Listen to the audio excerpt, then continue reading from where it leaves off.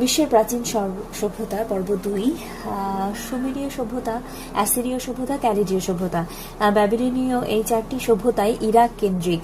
প্রথম সপ্তাহকে 7 দিনে বিভক্ত করেন ক্যালিডীয়রা। সপ্তাহকে 7 দিনে বিভক্ত করে ক্যালিডীয়রা। বিশ্বের প্রথম লৌহের ব্যবহার প্রচলন করেন হিট্টাইটরা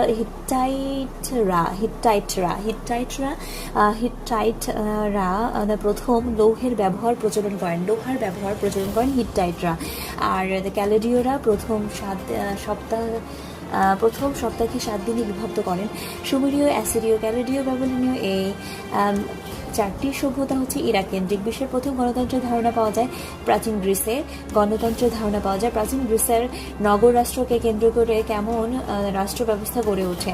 গণতান্ত্রিক রাষ্ট্র ব্যবস্থা গড়ে ওঠে। প্রাচীন গ্রিসের নগর রাষ্ট্রকে কেন্দ্র করে কেমন রাষ্ট্রগত ব্যবস্থা গড়ে ওঠে? গণতান্ত্রিক রাষ্ট্র ব্যবস্থা গড়ে ওঠে। ইতিহাসের জনক বলা হয় হেরোডোটাসকে। ইতিহাসের জনক বলা হয়। বিজ্ঞানসম্মত ইতিহাসের জনক বলা হয় থুকিডাইডিসকে বলা হয় বিজ্ঞানসম্মত ইতিহাসের জনক থুকিডাইডিস। প্রাণী বিজ্ঞান, রাষ্ট্রবিজ্ঞানের জনক অ্যারিস্টটল। প্রাণীবিজ্ঞান, রাষ্ট্রবিজ্ঞানের জনক। দর্শনের জনক বলা হয় থেলিসকে। থেলিস দর্শনের জনক। আলেকজান্ডারের গৃহশিক্ষক ছিল বিখ্যাত পণ্ডিত অ্যারিস্টটল।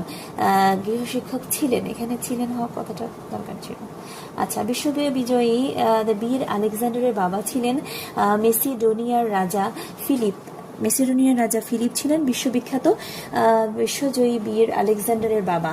আলেকজান্ডারের গৃহশিক্ষক ছিলেন পণ্ডিত অ্যারিস্টটল, বিশ্ববিখ্যাত অ্যারিস্টটল। আর পৃথিবীর প্রথম মানচিত্র অঙ্কন করেন গ্রিক জ্যোতির্বিদেরা।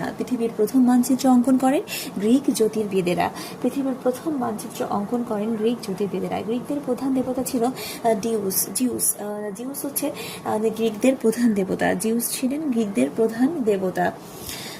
হলেন গ্রিকদের প্রধান দেবতা। দজলা ও ফোরাত নদীর অববাহিকায় কোন সভ্যতা গড়ে উঠেছে? মেসোপটেমীয় সভ্যতা গড়ে উঠেছে। মেসোপটেমীয় এলাকার বেশিরভাগ বর্তমান কোন দেশে? বর্তমান ইরাকে।